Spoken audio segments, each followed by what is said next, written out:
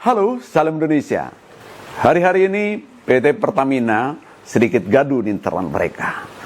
Tidak lain terkait dengan kerugian yang dialaminya mencapai 11 triliun rupiah. Jumlah yang tidak sedikit tentu saja.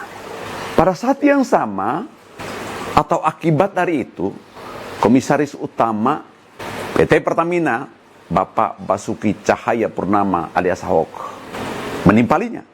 Menyatakan bahwa, ini Dewan Direksi nampaknya tidak patuh dari arahan komisaris atau Dewan Pengawas.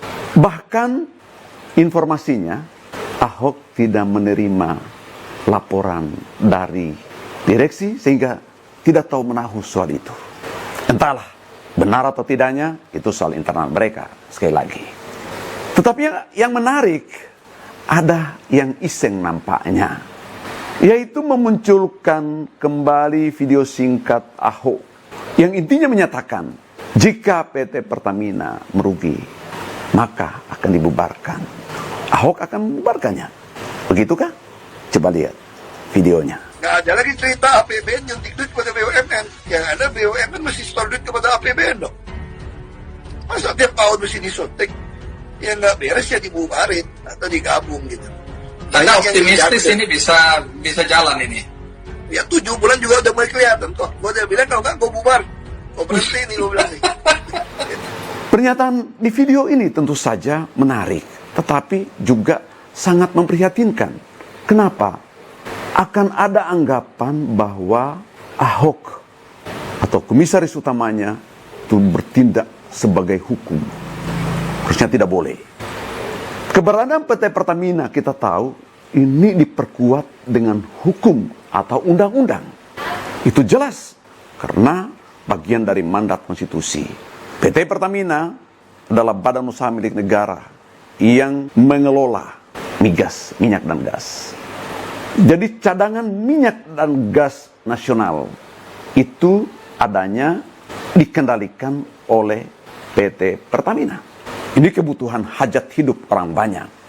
Jadi harus dikuasai oleh BUMN di bidang energi. Kita tidak boleh main-main. Ini adalah mandat konstitusi atau bagian dari mandat konstitusi. Jadi kalau tiba-tiba diubarkan, tentu saja orang kaget. Siapa yang akan mengolah cadangan minyak atau persiapan migas untuk kebutuhan masyarakat bangsa ini kelak? Tetapi mungkin saja Ahok punya tujuan yang lain ketika menyatakan itu. Entahlah. Tetapi kalau Pak Ahok terus saja marah dan dimunculkan ke publik kemarahannya itu, ini kurang baik untuk sebuah BUMN yang mengelola atau diberi mandat untuk mengelola kebutuhan migas, kebutuhan dasar masyarakat bangsa ini. Tidak baik tentu saja. Kalau ada masalah internal, mari selesaikan di internal mereka. Kira-kira begitu, ya. Mintalah penjelasan dari pihak direksi agar jelas di internal dulu. Jangan buka borok itu keluar. Kalau dibuka keluar, ini kan sama saja dengan kegaduhan atau ketegangan atau konflik dalam organisasi sosial, organisasi massa atau partai politik. Nggak boleh.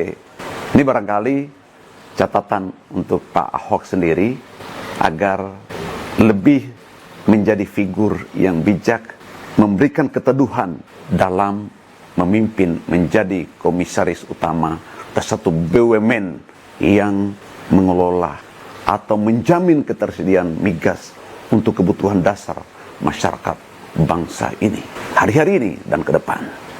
Tetapi saudaraku, terkait dengan pernyataan Pak Ahok ini, marilah kita ambil sisi positifnya. Positive thinking.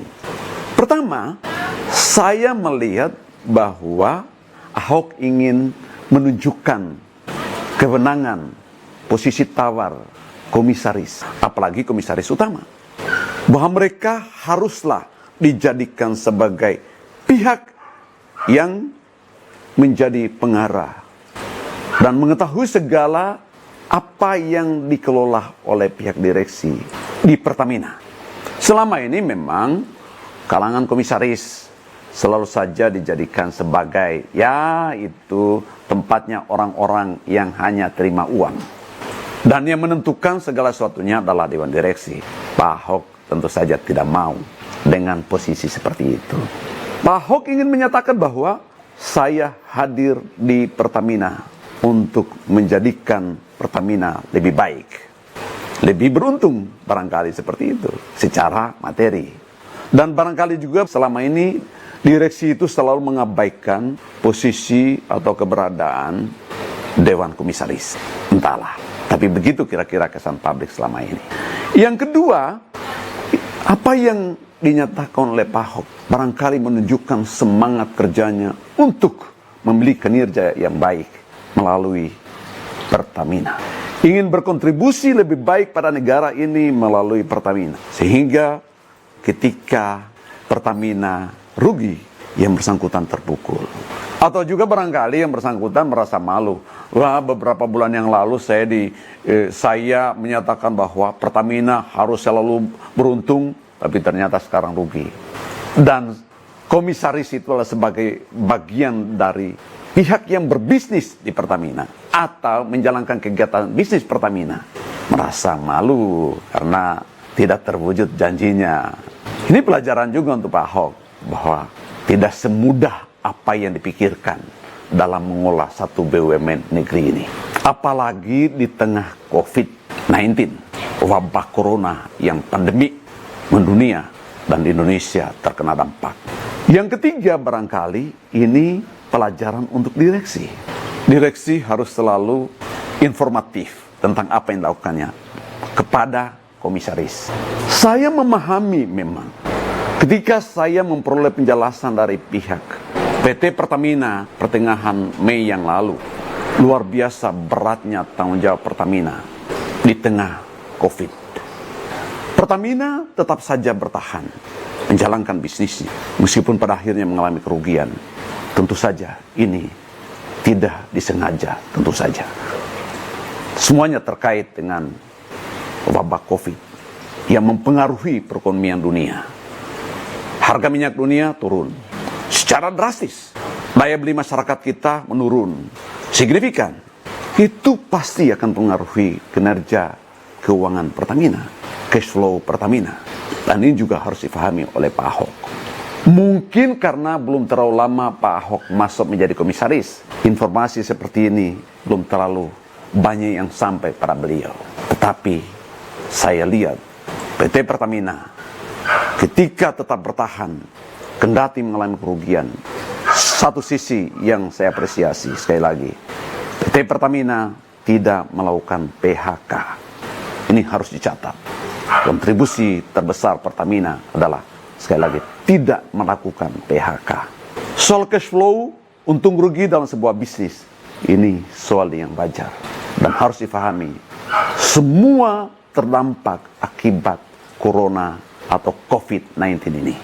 Maka sekali lagi, mari kita positive thinking terhadap keberadaan PT Pertamina sekarang ini. Terima kasih, salam Indonesia.